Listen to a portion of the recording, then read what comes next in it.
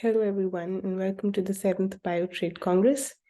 As introduced, I'm Rupal Verma. I have been working as a consultant for UNCTAD for 2 years now, and I was involved with working on the report on voluntary sustainability standards and BioTrade principles and criteria, understanding a connection between them.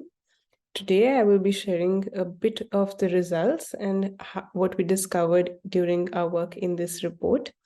So for that, I will share my screen so you can see some of the slides and also understand what we did during this exploratory work.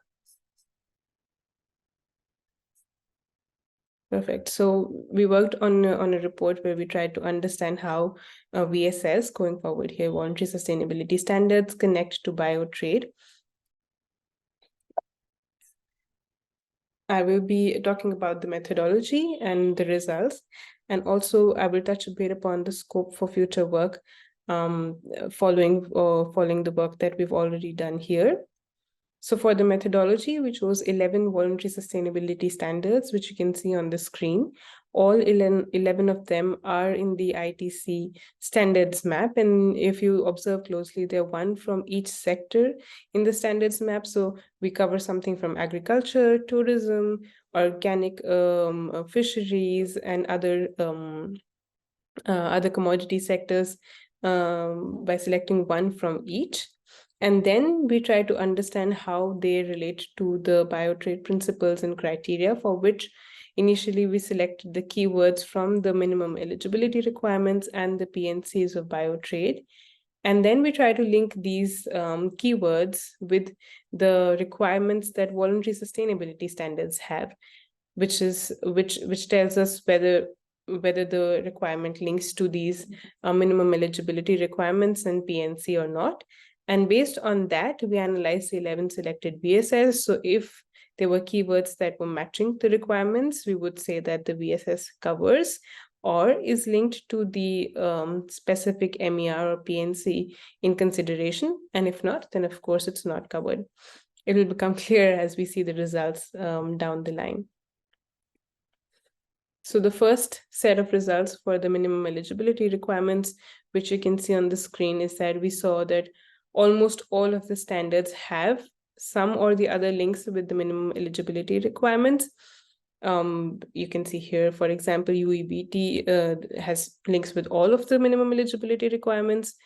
Same for Rainforest Alliance. And one example of these, if we've seen in the previous sessions, that one of the minimum eligibility requirements is having a non-GMO commodity produced, and that is something that is covered by most of the VSS that are working in the agricultural sector.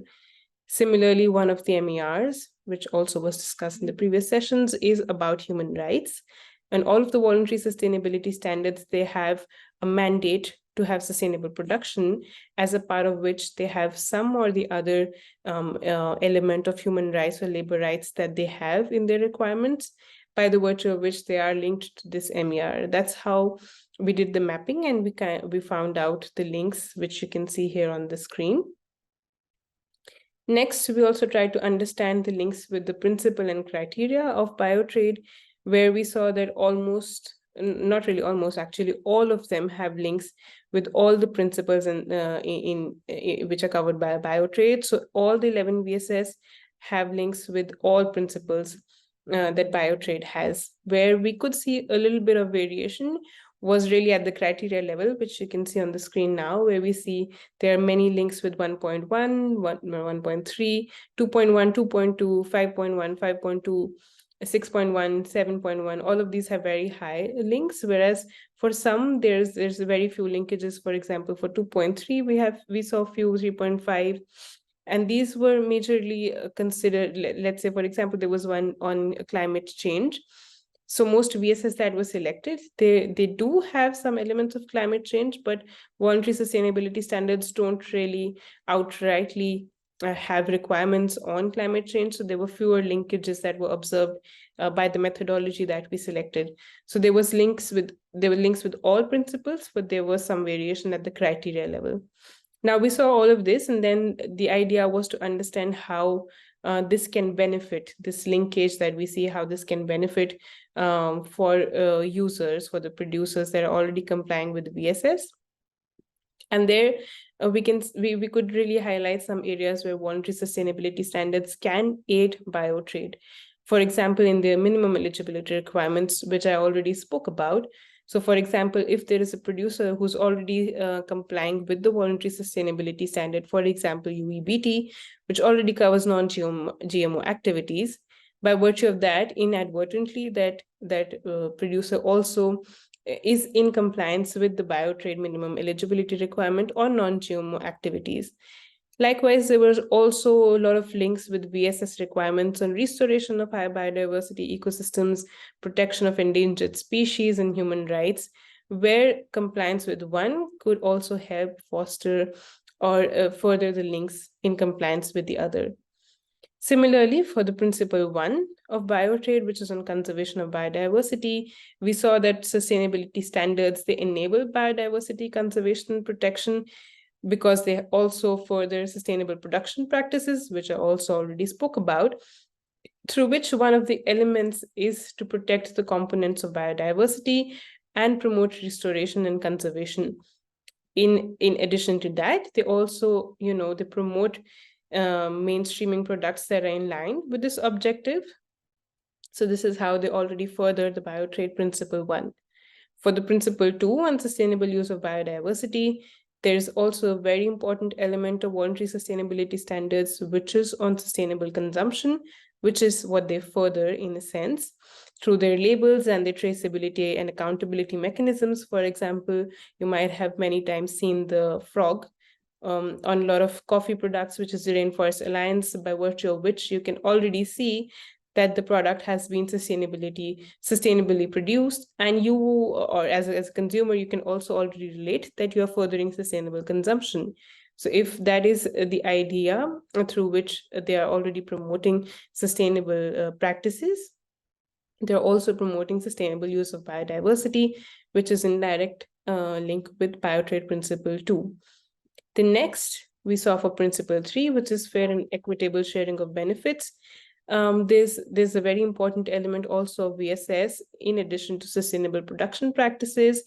A lot of VSS have, or they promote providing the producers with price premiums, which is a price that you get when you produce a commodity sustainably, and then you sell that commodity. So if it's unsustainable, or a classic commodity would be sold for an X price, something that's certified by VSS is likely to sell 2X price, for example.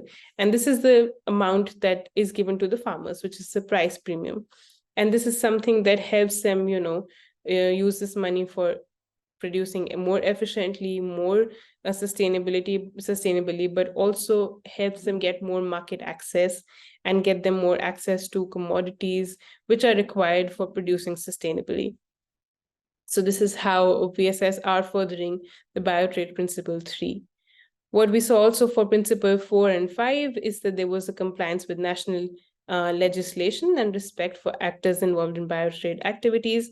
For the legislation, most VSS already derive their requirements from international and national requirements, legal requirements. For example, through the ILO regulations, they derive the requirements, and that is how they already link with these principles on human rights and also for national legislations.